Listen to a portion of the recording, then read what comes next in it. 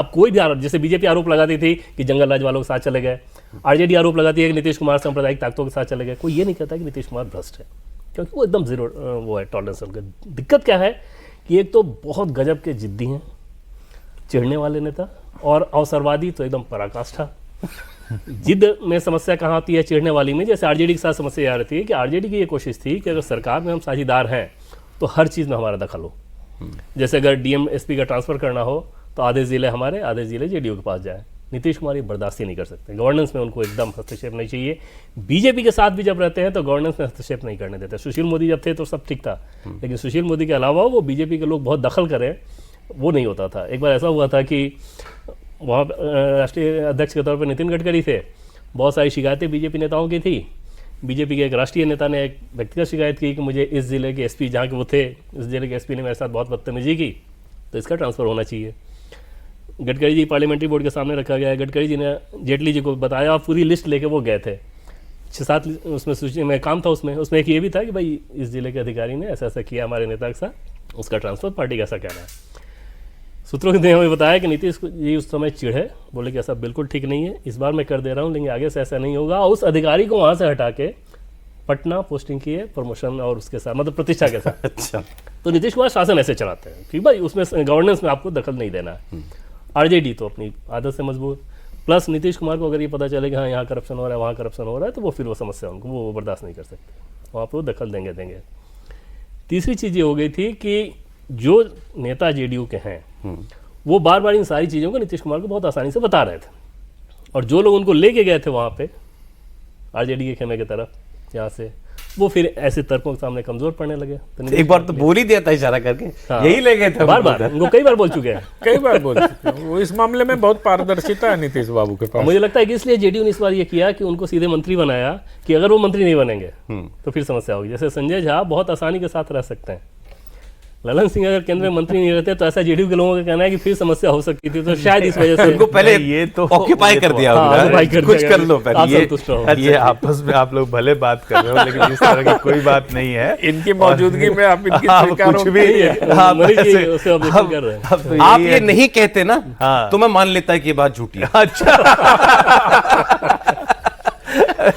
आपने क्योंकि कह दिया तो नहीं, बहुत अच्छी है, आप लोग आपस में बात कर ले तो बहुत अच्छी बात है। मुझे कहने का कोई मौका भी नहीं। मैं हंसते हंसते तो विषय भूल गया मैं क्या पूछने जा रहा। हाँ, अब सर एक सवाल ये रह गया। हाँ। ये बड़ी चर्चा लोगों के बीच में कि इस चुनाव के बाद क्या, अगर आपका गठबंधन जीत गया तो क्या नीतीश जी मुख्यमंत्री बनेंगे अगली बार? बहुत से लोग तो ये भी कहते हैं कि जैसे मतलब ये आपका विपक्ष भी कहता है और ये चर्चाओं में भी होता है कि जेडीयू का भविष्य भी सवालों में है क्या? देखिए, विपक्ष एक नैरेटिव बनाने की कोशिश कर रहा है, और हमेशा जो है विपक्ष की तरफ से, अब विपक्ष को बड़ी चिंता है कि आगे सरकार में क्या होने वाला है, सारा प्रेडिक्शन वो करने वाले हैं, तो सब कुछ उन्हीं की तरफ से नैरेटिव आ रहा है कि आगे बीजेपी कैसे बिहेव करने वाली है, कौन विलय हो जाएगा पार्टी, कौन जीतने वाला है, कौन उसको किनके मुख्यमंत्री किसको बनना है, तो सारा प्रेडिक्शन वो सामने रख चुके हैं, कोई की आवश्यकता नहीं है। तो एक मुझे लगता है कि विपक्ष एक नैरेटिव बनाने की कोशिश कर रहा है, जिसमें कह रहा है कि भाई कि आप देख लिए, संभल जाइए, ये तो मुख्यमंत्री नहीं है। लेकिन सच्चाई ये है कि सारा जितने भी लोग हैं गठबंधन के साथी हैं, सभी ने कमिटमेंट के साथ ये कहा है कि मुख्यमंत्री जी हमारे जो भी उनके नेतृत्व में चुनाव लड़ा जाएगा। और जो आप देखें रेगुलर प्रैक्टिस ये रही है, हर जगह पे रहा है कि जो मुख्यमंत्री का चेहरा होता है उसी के नेतृत्व में चुनाव लड़ा जाता है। और अवश्य जो है इस तरह की महाराष्ट्र याद कीजिए, अभी महाराष्ट्र हुआ है, वो शिंदे जी के नेतृत्व में चुनाव लड़ा गया और मुख्यमंत्री। देखिए वो बात, परिस्थितियां अलग है। यहाँ पर तो सिंपल है कि कोई और चेहरा नहीं है, सीधा जो सीएम के पोस्ट पे कोई वैकेंसी नहीं। जीते तो आप मुख्यमंत्री नीतीश ही होंगे, आप कह रहे हैं? मेरा तो पूरा मानना है कि नीतीश जी ही मुख्यमंत्री का चेहरा है। जिस लिहाज से अभी बयान आ रहे हैं, अब उस स्थिति की कल्पना, मतलब जैसा इन्होंने कहा मनीष जी ना कि विपक्ष सब कुछ बता रहा है, वही तय कर रहा है, ये खाली नहीं तय कर रहा है कि विपक्ष में कौन बैठेगा।